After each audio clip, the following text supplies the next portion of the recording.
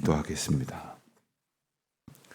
하나님, 오늘도 저희를 깊은 잠에서 깨워주시고 이처럼 피곤한 몸을 일으켜 주 앞으로 인도하여 주신 것을 감사드립니다. 이만큼의 새 힘을 주셔서 새 생명 얻은 자처럼 살게 하여 주신 것을 감사드립니다. 저희들은 연약해서 결국은 죄의 종 노릇하다가 사멸될 수밖에 없지만 하나님의 은혜 가운데에서 날마다 새롭게 하시는 하나님의 은혜를 얻습니다. 그 은혜 가운데 오늘도 맞이하게 하셨으니 오늘도 그렇게 살게 하여 주시옵시고 주님이 주신 은혜를 기쁨 가운데에 누리며 살아가는 저희들이 되게 하여 주시기를 기도드립니다. 또한 저희들이 때로는 이 새로운 생명의 날을 얻은 감격으로 사는 것이 이렇게 잊혀질 만큼 어려운 형편 가운데 놓이게 될 때도 있을 것입니다마는 그러할 때도 언제나 저희들을 새롭게 하시고 생명으로 늘 인도하여 주시는 주님의 은혜를 기억하는 저희들이 되게 하여 주시기를 기도드립니다. 하나님, 저희가 지난날 살아왔던 육체의 소욕을 따라 남은 날들을 사는 것이 아니라 육체의 어리석음을 패하시고 거룩한 구원의 기쁨을 허락하여 주신 주님의 사랑과 인도하심에 합당하게 우리의 남은 삶을 살아갈 수 있도록 은총을 베풀어 주시기를 기도드립니다. 비록 저희 육신은 약해지고 저희의 삶은 때때로 더욱 고단해지며 낙심할 만한 일들 가운데에 있을지라도 주께서 베푸시는 은혜 안에 풍성히 거하는 저희들이 되게 하여 주시옵소서. 오직 하나님의 사랑으로 채워지기를 간절히 바랄 뿐만 아니라 그렇게 살아가기를 힘쓸 때에 저희를 향하여 도우시는 성령 하나님의 인도하심의 은혜를 누리게 하여 주시옵소서.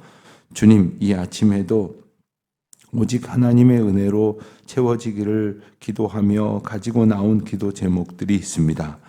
하지만 저희의 뜻대로 되는 것이 정답이 아님을 저희들 알게 하여 주시옵시고 어떤 일은 저희가 원하는 대로 된다면 오히려 더 혼란스럽고 또 다른 안 좋은 일들이 그리고 불의하고 불행한 일들이 닥쳐 올 수밖에 없음에도 불구하고 육체의 소욕을 따라 하나님 앞에 오늘도 마치 무언가를 요구하러 나온 사람처럼 생각하고 있다면 성령 하나님 이 시간 저희들의 마음을 다스려 주시옵시고 온전히 인도하여 주시사 예수 그리스도의 이름에 합당하게 사는 자들이 되게 하여 주시기를 기도드립니다.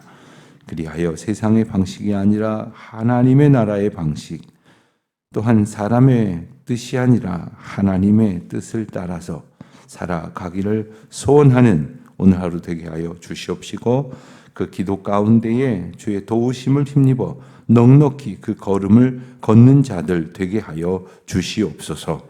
하나님, 나라와 민족을 생각하며 더욱 기도하는 이 달이 되게 하여 주시기를 기도드립니다. 아직도 끝나지 않은 것과 같은 전쟁 상황, 대치하고 있는 남북의 어떤 군사적인 긴장, 그리고 특별히 이 땅을 향하여 끊임없이 도발하고 그리고 자유 대한민국의 그러한 온전함을 방해하려고 하는 모든 공산 세력들, 그리고 주님을 알지 못하는 그러한 모든 유물사관을 가지고 세상의 방식으로 육체의 소욕을 따라 살려고 하는 모든 인간의 악함 가운데에서 저희들이 바른 믿음의 눈을 가지고 지혜롭게 살아가는 저희들이 되게 하여 주시옵시고 또 참 연약한 저희들이지만 담대하게 하여 주시사 주 뜻대로 용기 있게 그 사명 감당하며 살아가는 저희들 되게 하여 주시옵소서. 주님 뜻대로 살고자 하는데 힘이 없는 자들에게 힘 주시기를 원합니다. 강건케 하여 주시기를 원합니다. 외롭지 않게 하여 주시기를 간절히 기도드립니다. 두려움을 물리쳐 주시옵소서. 그리하여 지금 눈앞에 있는 것에 매몰되는 것이 아니라 주님의 약속에 그 거룩하신 은혜를 따라 기꺼이 살아갈 수 있는 저희들 되게 하여 주시기를 기도드립니다. 어떤 이들 가운데엔 그 아픔과 두려움과 외로움을 통하여 주님의 백성으로 더욱 온전케 부르시는 때도 있는 줄 압니다. 그것이 저희에게 은혜가 되어짐을 알게 하시고, 다만 그러한 모든 고난의 시절 가운데에 주님을 바라보는 믿음으로 넉넉히 견디게 하여 주시옵소서. 육신의 연약함을 두고 기도하는 분들, 또한 하나님의 은혜를 구하며 내일을 위해 준비하는 모든 이들, 군문에 나가 있는 자녀들과 유학 중에 있는 젊은이들, 지방이나 해외에 거주하고 있는 우리 모든 성도들, 특별히 병상에서 이 아침을 맞는 주의 자녀들, 하나님 도우시고 인도하여 주옵소서. 예수님의 이름으로 기도드립니다. 아멘. 베드로전서 4장 1절로 11절 말씀을 봅니다. 베드로전서 4장 1절부터 봉독하겠습니다. 그리스도께서 이미 육체의 고난을 받으셨으니 너희도 같은 마음으로 갑옷을 삼으라. 이는 육체의 고난을 받은 자는 죄를 그쳤음이니 그 후로는 다시 사람의 정욕을 따르지 않고 하나님의 뜻을 따라 육체의 남은 때를 살게 하려 함이라. 너희가 음란과 정욕과 술 취함과 방탕과 향락과 무법한 우상 숭배를 하여 이방인의 뜻을 따라 행한 것은 지나간 때로 족하도다. 이러므로 너희가 그들과 함께 그런 극한 방탕에 다름하지 아니하는 것을 그들이 이상히 여겨 비방하나, 그들이 산자와 죽은 자를 심판하기로 예비하신 이에게 사실대로 구하리라. 복음이 전파되었으니 이는 육체로는 사람으로 심판을 받으나 영으로는 하나님을 따라 살게 하려 함이라. 만물의 마지막이 가까이 왔으니 그러므로 너희는 정신을 차리고 근신하여 기도하라. 무엇보다도 뜨겁게 서로 사랑할지니 사랑은 허다한 죄를 덮느니라. 서로 대접하기를 원망 없이 하고 각각 은사를 받은 대로 하나님의 여러 가지 은혜를 맡은 선한 청지기같이 서로 봉사하라. 만일 누가 말하려면 하나님의 말씀을 하는 것 같이 하고, 누가 봉사하려면 하나님이 공급하시는 힘으로 하는 것 같이 하라. 이는 범사에 예수 그리스도로 말미암아 하나님이 영광을 받으시게 하려 함이니 그에게 영광과 권능이 세세에 무궁하도록 있느니라. 아멘. 예수 그리스도의 이름을 의지하여 사는 성도들은 어떻게 그 삶의 모습이 나타나야 할 것인가에 관한 말씀을 우리가 보고 있습니다. 성령의 인도하심을 받아 사는 성도들은 그 이전과 삶이 같을 수가 없습니다. 자, 그렇다면 뭐가 달라졌을까요? 우리가 예수님 알지 못하던 때와 또 성령의 인도하심과 상관없이 살던 때에 우리의 모습과 비교해 볼 때 우리는 뭐가 달라졌을까? 또 뭐가 달라져야 하겠는가 생각을 해보게 됩니다. 그것은 다름 아닌 어떤 삶의 방식과 어떤 삶의 운영 체계가 달라진다는 것입니다.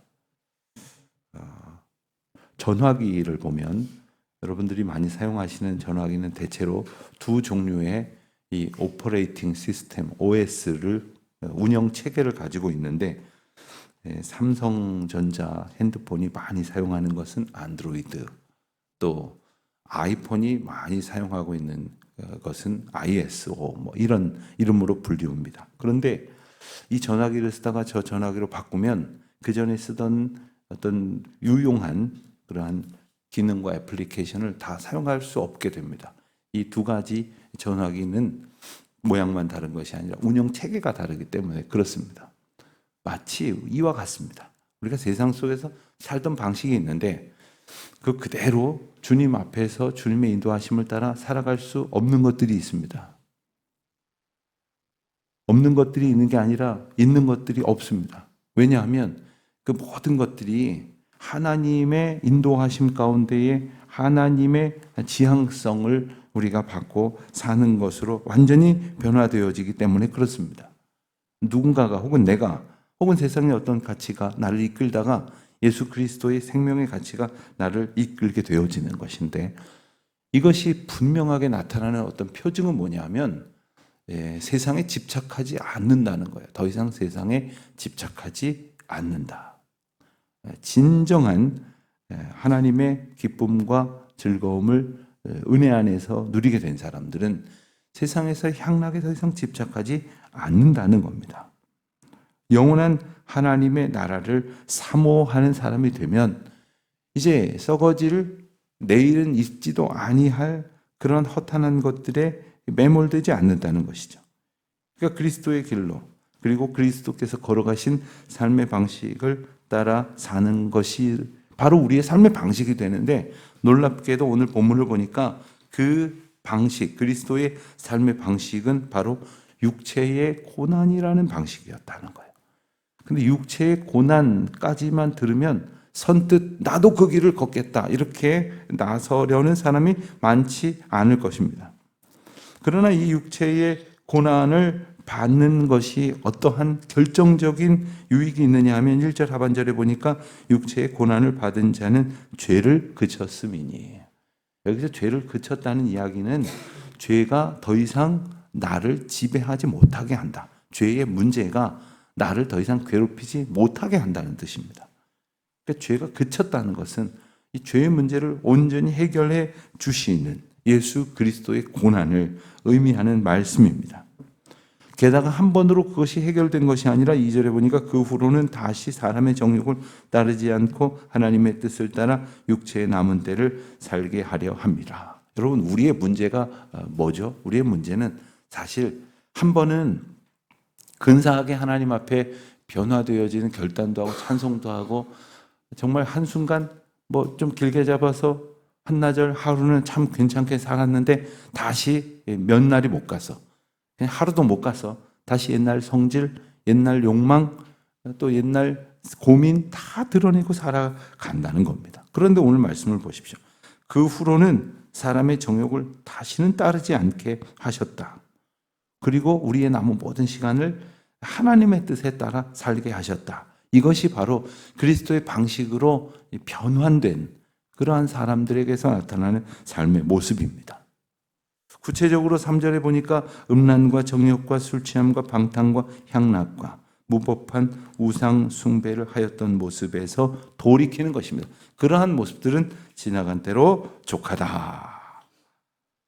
그런데 세상은 우리를 보면서 어떻게 하냐면은 4절에 보는 대로 우리가 그렇게 살아가는 것, 이런 3절에 나와 있는 바람직하지 못한 모든 삶의 모습들을 끊어내고, 그리고 극한 방탕으로 다름질하지 않은 채 거룩한 하나님의 뜻을 살아가는 모습을 보면 세상이 와 대단하다 존경하는 것이 아니라 뭐라 그래요? 비방한다고 그랬어요. 이상하다 여겨서 비방을 한다고 했습니다. 여러분, 그런 자리는 여러분들은 가실 일이 없겠지만 아마 경험해 보신 분들도 있을지 모르겠어요.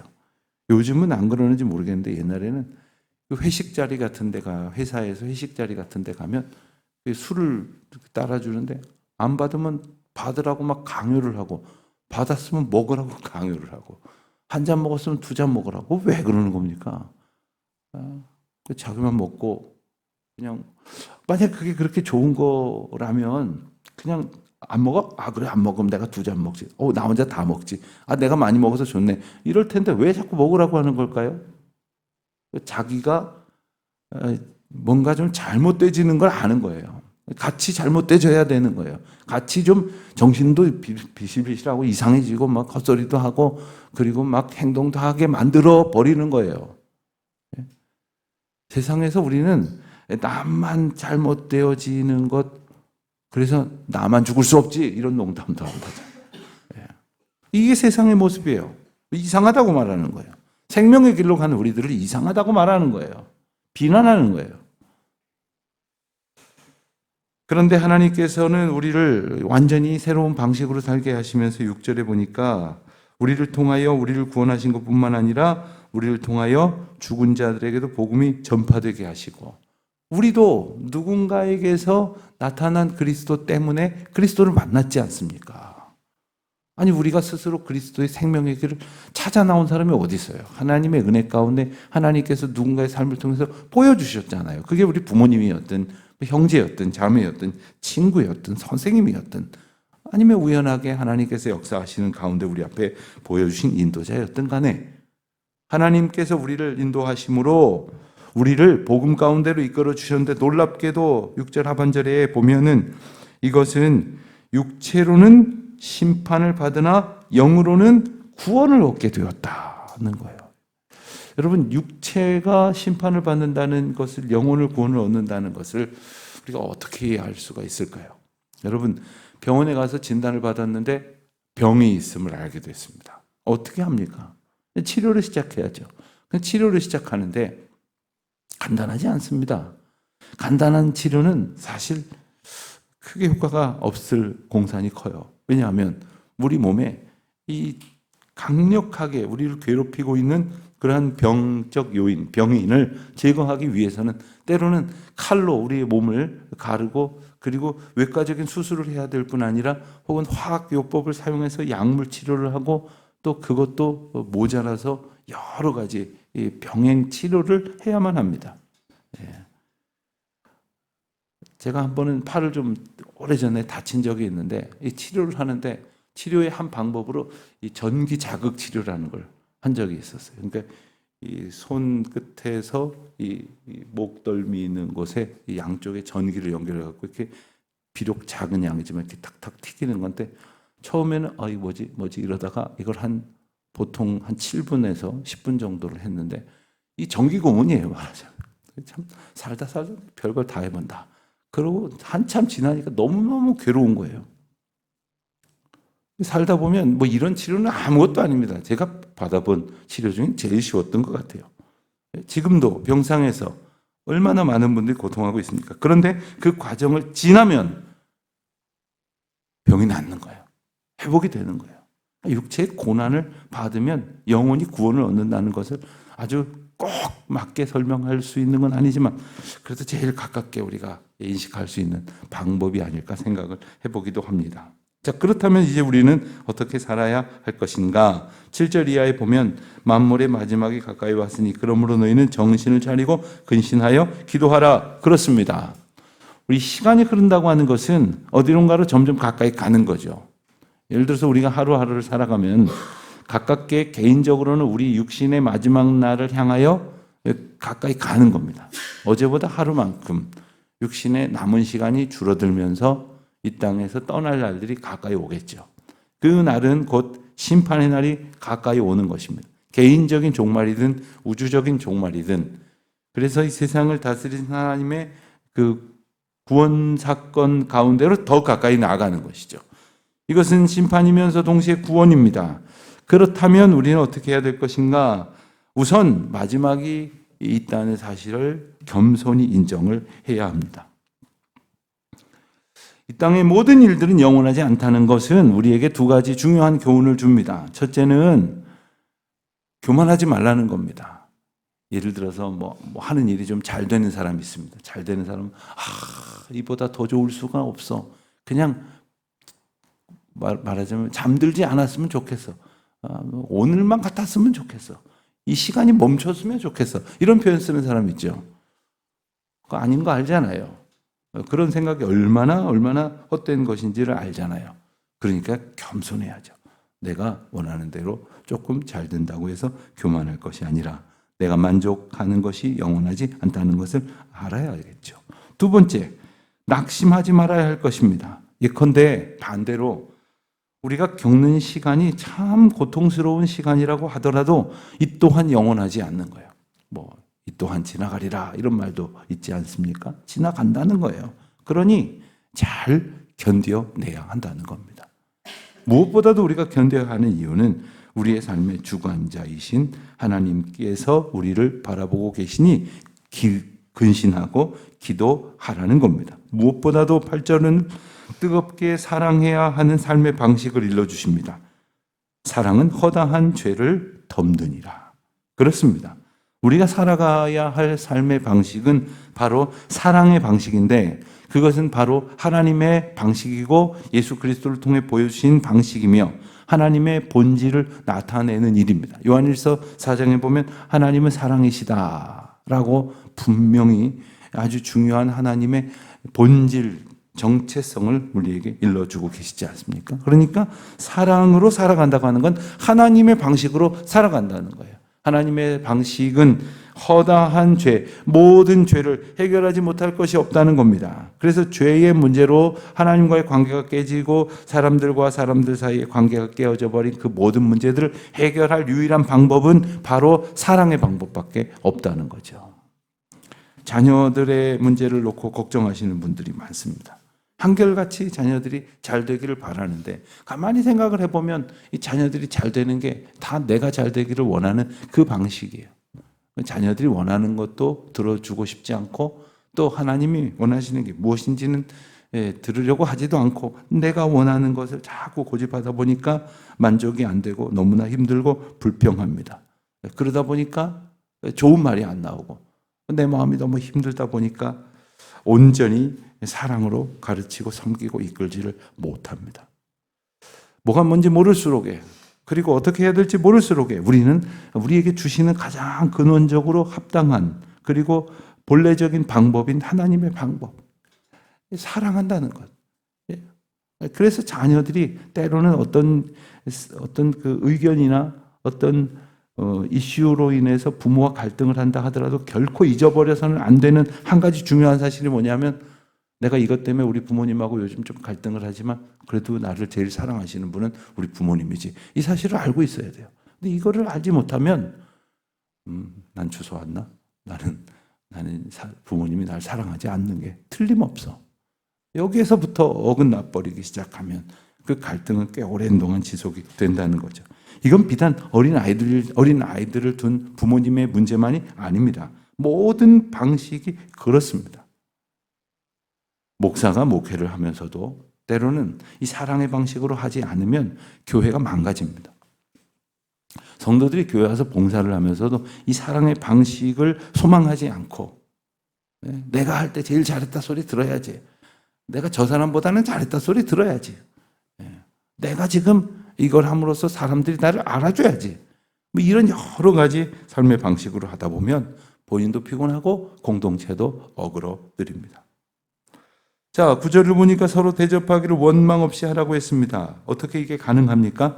사랑의 방식으로 하기 때문에 그렇습니다. 거꾸로 사랑의 방식, 즉 하나님의 방식이 없으면요. 부모가 자녀를 사랑하고도 원망을 해요. 조금 해줘 놓고 말이야. 내가 너한테 말이야. 얼마나 희생하면서 이렇게 원망을 합니다. 교회에서 목사가 목회하면서 원망을 합니다. 성도가 봉사하면서 원망을 합니다. 하나님의 방식을 쫓지 않으면 원망을 해요. 10절입니다. 각각 은사를 받은 대로 하나님의 여러 가지 은혜를 맡은 선한 청지기같이 서로 봉사하라. 각각 은사를 받은 대로라는 말은 하나님이 맡기신 대로라는 뜻이에요. 하나님이 맡기신 대로. 하나님이 맡기신 대로 내게 이 일을 맡아가지고 열심히 봉사를 하고 있는데 어느 날 갑자기 옆을 보니까 나보다 열심히 봉사를 안 하는 사람을 보니까 괜히 부하가 치민단 말이에요. 나만 하나? 아니, 나만 하나 안 하나가 중요한 게 아니에요. 그 일을 내게 맡기셨으면 그 일을 하면 되는 거예요. 그런데 왜 다른 사람하고 비교를 합니까? 그 하나님이 일을 맡기지 않으셔서 혹은 일을 맡겼는데도 불구하고 그 일을 받지 않으려고 해서 혹은 받았는데도 불구하고 딴 생각으로 가득 차 있어서 하지 않는 사람이 있을 수 있는데 그 사람을 나의 마음의 움직임의 기준으로 삼아서는 안 된다는 거예요. 하나님께서 여러 가지 은혜를 주신 대로 봉사하면 어떻게 하게 되느냐? 11절 말씀에 보면 말을 할 때도 하나님의 말씀하는 것 같이 하고 또 봉사할 때도 하나님이 공급하시는 힘을 가지고 봉사하는 것처럼 하라. 저는 요즘 우리 교회에서 이렇지 않은 모습을 잘 발견하지 못해서 제가 이런 말씀을 드리는 겁니다. 다시 말하면 이런 양상이 많이, 즉 자기 마음대로 하다 실망하고 자기 마음대로 하다 불평하고 자기 마음대로 하다 원망하고 이런 사람들이 많은 공동체에서는 이런 소리도 못 하겠어요. 왜냐하면 누구 들으라고 그러는 건가? 혹시 나를 치시는 건가? 뭐 이런 소리 하기 때문이에요. 그러나 여러분, 이 말씀은 우리가 알고 따라가는 듯 할 때나 혹은 그렇지 못할 때나 반드시 기억해야 할 말씀입니다. 말을 할 때 하나님이 내게 맡기신 말씀인가를 생각하면서 말하는 거고, 그리고 봉사할 때 하나님이 공급하시는 힘으로 하는 것처럼 하는 거죠. 여러 주간 전인데 한 번은 1부 예배와 2부 예배 사이에 누가 저한테 이런 말씀을 하셨어요. 그런데 제가 마음 한켠에, 여러분들도 이해하고 들으십시오. 마음 한켠에, 아니 1부 예배와 2부 예배 사이에 꼭 이런 이야기를 해야 되나? 이런 이야기를 해서 이렇게 목사를 불편하게 하면 기분이 좋으실까? 그런 생각이 들었어요. 그래서 좀 약간 마음에 화가 났던 것 같아요. 그래서 제가 대답을 한다고 했는데 그렇게 대답하는 건 별로 덕스럽지 않았다는 생각에 말하자마자 후회를 했어요. 제가 2부 예배를 편안하게 드리지를 못했어요. 그리고 그날 한참을 회개를 했어요. 말하려거든 하나님이 말씀하시는 것처럼 했어야 됐는데, 그럴 자신이 없으면 차라리 입 콕 다물고 좀 기다렸어야 되는데 그냥 자기 생각대로 말을 한단 말이에요. 네. 어느 주간일까 또 2부 예배 찾아서 인터넷으로 들어보실 필요는 없습니다. 우리가 그렇습니다. 우리가 하나님 의지하지 않으면 내가 말하고 싶은 대로 말하고, 봉사해놓고도 내가 말하고 싶은 대로 행동한단 말이에요. 함부로 판단한단 말이에요. 오직 하나님께서 주시는 은혜와 능력과 기운을 따라서 말해가며 살아가는, 행동해가면서 살아가는, 서로 섬기며 칭찬하면서 사랑하면서 살아가는 우리 모두가 되시기를, 그와 같은 주님의 은혜를 얻는 우리 모두가 되시기를 축원합니다. 하나님 아버지, 저희를 도와주시옵소서. 저희가 무엇을 하겠습니까? 저희가 봉사를 한들 무슨 하나님의 영광을 나타낼 수 있겠습니까? 주님을 의지하며 주님을 따라가느라고 조금이라도 애쓸 때 우리 주님 도우시는 은혜를 저희로 얻게 하여 주시옵소서. 저희 입술에 파수꾼을 세우시고 저희 마음에 그리스도의 고난으로 갑옷을 삼아 그리스도의 방식, 하나님이 인도하신 그 삶의 방식으로 순종하며 살아가게 하옵소서. 예수님의 이름으로 기도드립니다. 아멘.